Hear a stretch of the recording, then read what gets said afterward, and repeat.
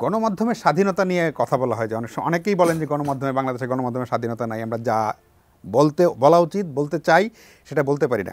আবার এই কথাটা উল্টাভাবে বলা হয়, যেহেতু আপনি গণমাধ্যমের একজন মালিক এবং অভিভাবক, সেই কারণে বলা হয় যে গণমাধ্যমের স্বাধীনতা ততটাই যতটা মালিকের স্বাধীনতা, মালিক যতটা চান। মানে আপনি বা অন্য চ্যানেলে যারা মালিক আছে তাদের ইচ্ছাতে আসলে অনেক কিছু করতে হয়। সেক্ষেত্রে আপনি নিজে কতটা স্বাধীন আপনার জায়গায়?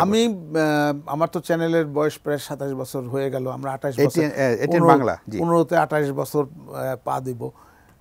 এই 28 বছরে ধরতে গেলে আমি সেরকম কোনো সমস্যা আমি পড়ছি বলে আমার জানা নেই।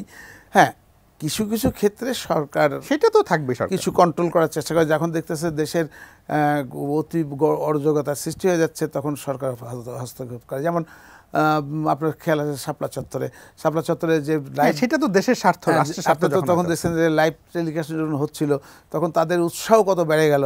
মানে তারা ওইখানেই বসে, শাপলা চত্বরে বসে সরকার গঠন করে ফেললো। কে প্রাইম মিনিস্টার হবে, কে কি হবে গঠন।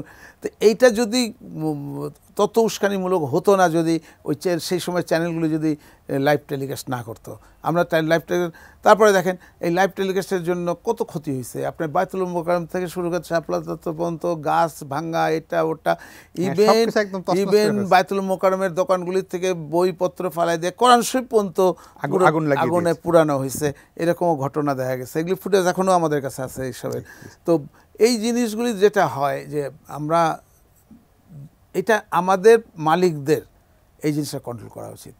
মালিকদের যদি সেন্স থাকে, দেশভক্তি যদি থাকে, আমি বলবো যদি প্রতিটা মালিকের যদি দেশভক্তি থাকে, তাহলে তারা এটা তার চ্যানেলে কোনোদিনই করতে পারবে না। আমার চ্যানেলে টিআরপি উঠাবো বলে আমি যা ইচ্ছা তাই দেখাবো, যা ইচ্ছা তাই করাটা স্বাধীনতা না, দায়িত্বশীলতার সাথে কাজটা করতে হবে। এখন আমাদের কিছু কিছু চ্যানেল আছে, তারা দিন দিন হু হু করে পপুলার হচ্ছে। পপুলারের কারণ হচ্ছে তারা এত ফলস, এত মিথ্যা খবর দিয়ে পপুলার হওয়ার চেষ্টা করতেছে, কিন্তু এটা সেখানে সাংবাদিকতা থাকে না। এখানে সাংবাদিকতা থাকে না। আপনি একটা ফলস খবর দিয়ে আপনি পপুলার হতে পারেন, জনগণকে বিভ্রান্তি করতে পারেন, জনগণকে চ্যানেল দেখাতে বাধ্য করতে পারেন কতক্ষণ, কিন্তু এটা কি দেশের জন্য কল্যাণকর?